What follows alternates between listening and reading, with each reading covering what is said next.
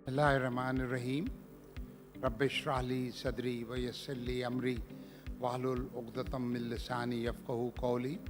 ए मेरे रब मेरे लिए मेरा सीना खोल दे और मेरा काम आसान कर दे और मेरी ज़बान की गिरा खोल दे ताकि लोग मेरी बात समझ सकें। जनाब मुनीर लखानी साहब, फाउंडिंग चांसलर, काजी साहब वाइस चांसलर, वलीउद्दीन साहब vice chancellor sir Syed university,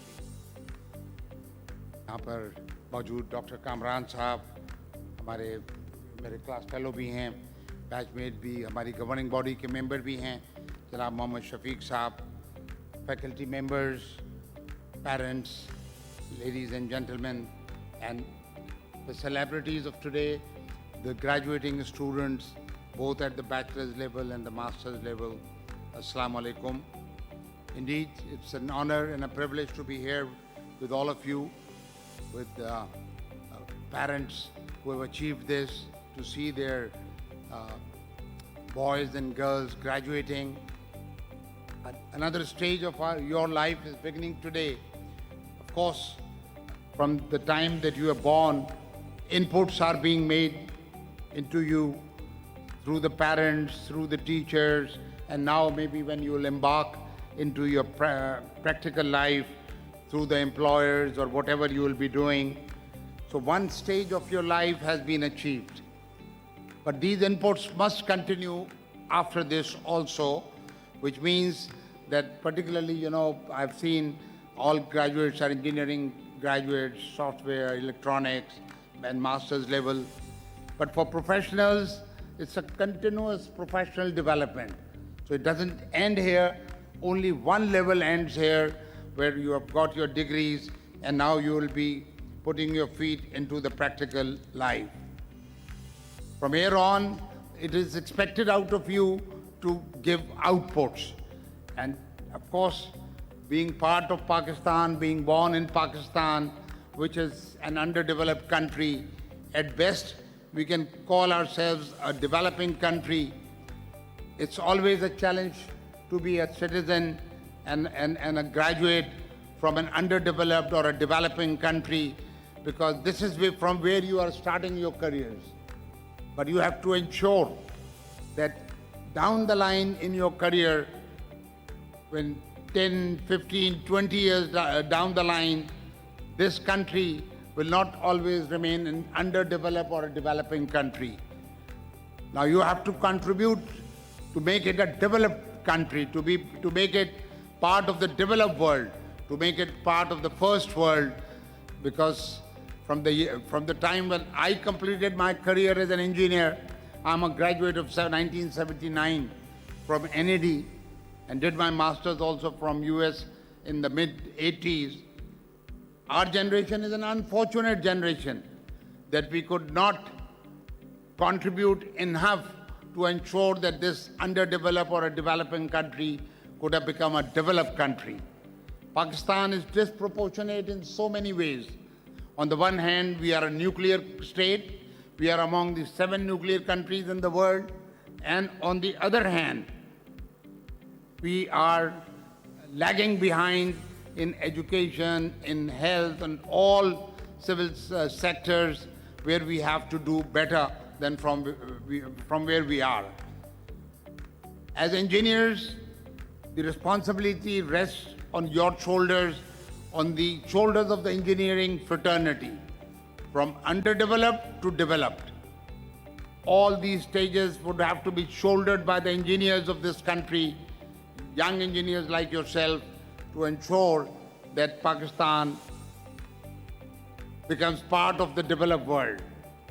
So through continued education, through setting high moral standards, high ethics standards, through hard work, it would, from here on, all will depend upon how big you dream.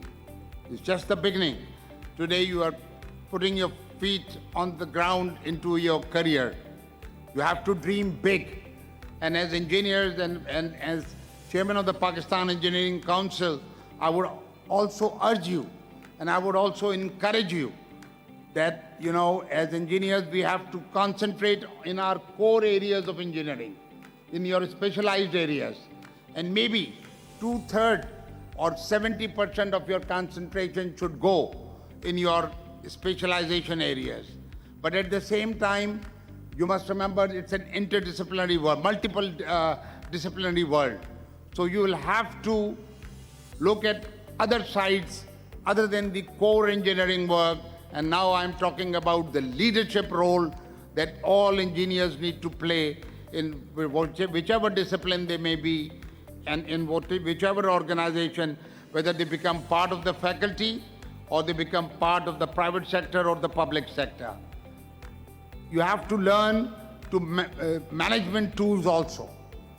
Engineers must expose themselves to financial management also, to cost accounting also, because as you grow in the field of engineering, and as soon as you lead to middle order management or higher management, engineers have been lagging in these areas. They may be very good engineers in their core areas, but they have to ensure that they get enough exposure. I'm sure they will not become accountants like chartered accountants, but they must know enough cost accounting so that whatever homework they do, whatever presentation they do, they can defend the commercial or the financial side of it. They would not know finance more than the finance managers, but they must know the financial jargons, and they must have that understanding. They should be able to read the balance sheet, and they must expose themselves to project management also. So all these tools, combined with your engineering know-how and expertise, will prepare you to reach the top seat in your organizations. So in that area, engineers have been lagging, and at the Pakistani Engineering Council also, and in the National Assembly also, I'm leading this cause that engineers have to play major role in the development of this country. In the core engineering areas, today Pakistan is failing in so many ways, in the areas of water management, in the areas of energy, in the areas of communication, failing infrastructure. Why? Because engineers are not there to fulfill their responsibilities. In some cases, they are being deprived or kept out of those areas. In some cases, they need to improve themselves also. While we demand that engineers in the core engineering organizations must play a major role, engineers would have to prepare themselves also. Pakistan Engineering Council, inshallah, would be providing paid internships to the graduating engineers to fight the unemployment out there. For the universities and for the academia, the faculty, and with Chancellor Saab also, I would urge, and we are doing that from the Engineering Accreditation Board also, to revisit the curriculum of the engineers so that we can prepare them to face the challenges of the 21st century. So while I congratulate you, and I congratulate the parents for reaching the stage of their children, I would pray that you would play an important role in the practical life, and inshallah you lead from the front while you will be earning through this academic education. We have to return to the country also, and we have to return to our alma mater also. I'm sure now IQRA University is old enough to have an alumni association, and most organizations which are maybe a quarter of a century or half a century old or 100-year-old, NED this year would be celebrating, NED Engineering University would be celebrating their 100 years since they have been in existence. The alumni have to contribute towards their institution. We have to learn to give back also. Because if we keep taking and there is low replenishment and we don't return to the society, then of course countries and societies go down. There is a downfall. So I expect of you, you'll set high standards in your life, and while you'll be pursuing success in your careers, always you will be contributing through your taxes, through your inputs, through your contributions. in the growth of the country and the development of the country. Pakistan, Zindabad, and I wish you all success. Thank you very much.